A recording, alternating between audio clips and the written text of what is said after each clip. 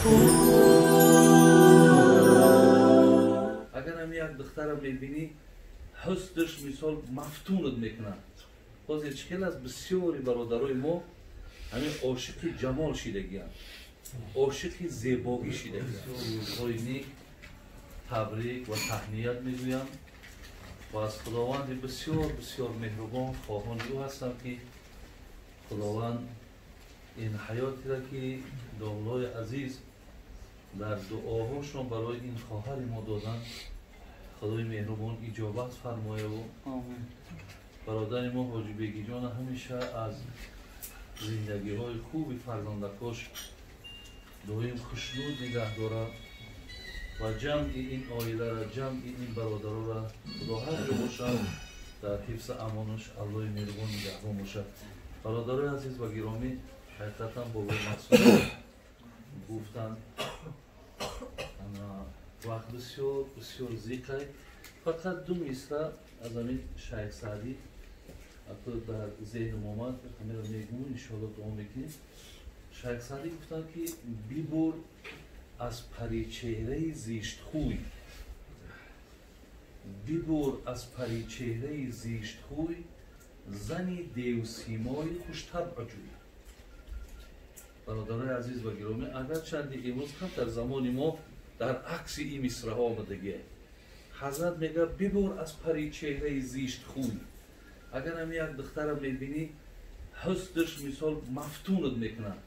باز اشکال از بسیاری برادرای ما همین عاشق جمال شدگی، عاشق زیبایی شدگی. حالا که دستور پیامبر نازنین ما فعلیکم بذات دین بود، یعنی اینجا استثناء کرده پیامبر نازنین جمالداری و مالداری و حسبداری را استثناء کرده است. فقط گفته است فعلیکم بذات دین تربت یداک. تو کلانترها میگفتن بچه می خاک بگیری زر بگرده، انم خاک بگیری زر بگرده زنی خوبه. اگر زنی خوبه بگیری بله مقصد اگر چنده که خدا برکت تایی دادرای ما را مثل اگر خانه بیگی جان باریم ما اگر خانه مثال جمال و زیبا هم که نداشته باشیم زنی خوب اگر در درن یک همی تا خانه که عادی هم که باشد مثل یک حساب کنم خانه یک رنگ قصره برای تو، ولی اگر در داخل همین خیل خانه زیبا وقتی زنی باشد که جمال داشته باشد ولی سیرت نداشته باشد بسیار ما برادرای عزیز دلمانده میشیم. بسیار مقصد از بسیاری پیشروی هامون دیگر قفا میمونیم. حضرت میگه ببر از پریچهره زیشت کوی. همین دیدی که فعلش بسیار زیشته لیکن جمالدار هم باشد با اون نزدیک نشه. میگه بلکه چی را بگی؟ میگه زنی دیو سیمای خوشتر عجوی. زنی را بگیر که اگر دیو سیما هم که باشه بدرو هم که باشه لیکن وقتی طبع ببین اخلاق رفتار زبانی نیک داره شما باید انتخاب کنید. حقیقتا برادرای عزیز اگر زن به خدا قسم او چیزایی را که در کتابا میخونیم اگر مردک استقبال بگیره دست مردک بوسه کنه در مردک خیانت نکنه خب همیشه بگیم تمام هستی و زیباییش به مردک ببخشه میدونی دیگر این مقصد همون بدروگی همون زنک تماما نمیتابد. این پیشتر این گپا نبود. این نوها این چیزا پیدا شده است که دنبالی مثال همین مالی مثال دختر میگردیم یا دنبالی زیبایی هاش میگردیم. در وقت این چیزا اعتبار نبودن برادر عزیز.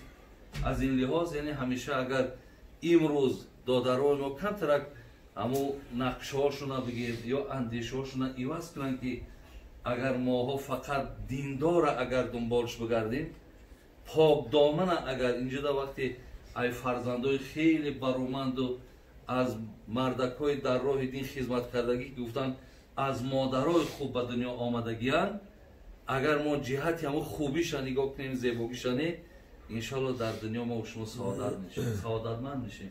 خداوند بیگی جان ما را انشالله گمانمون همیه که خدا خواه ای برادرای ما که این قدر دعاهای نیک در حق اینا است و خدا باور کنیم برای به مبالغه بسیار بندهای خوشبختم اینقدر دعاها در حق مثال این برادرها و این عائله و این مثال مردکا هست. خداوند همیشه نگهبانشون باشه و خدا دائم در این خدای باشه، خوشی ها باشه، خرسندی ها باشه و الله مهربان باز دیگر فرزندکای دادر ما بگی جان ابا به این روزهای نیک هم رسانه و جمعی همه شما را خدای مهربان قدوماتون در حسنات و برادر داملا شریف هم خیلی بود ندیدیم راستی دیدیم شرمم که ما خجالت هم شدیم که چند بار اراده خبرگیری بود نرسیدیم. خیر اگه عذرم برادر عزیز داملا الله مهربان بازم تنی صحت بده و ایمان کامل سعادت دنیا و آخرت نصیب کنه. سلام علیکم و رحمت الله. خدای مهربان میگه که وقتی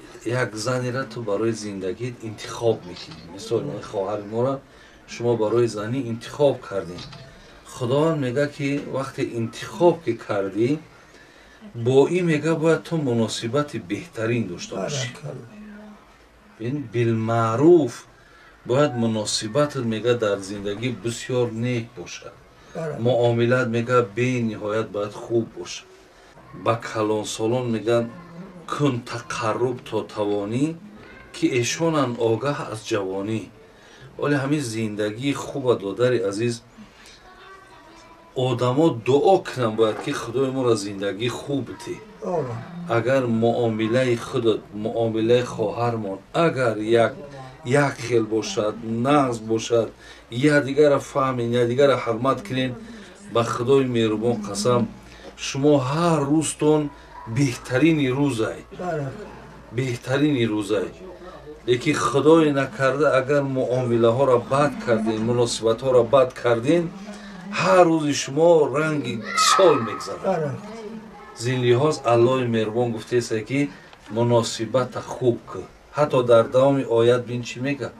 میگه فاین کریتموهن، حتی میگه که اگر مبادایی که اگر زن دادر عزیز اولی در دوام زندگی با میبینی همه زنها دا حتی زنهای پیامبرا دا بعضی نازها، بعضی کرشمه ها، بعضی مقصد نافهمی ها، خب یکی میگه الله مهربان میگه اگر سر زد خداوند چی میگه؟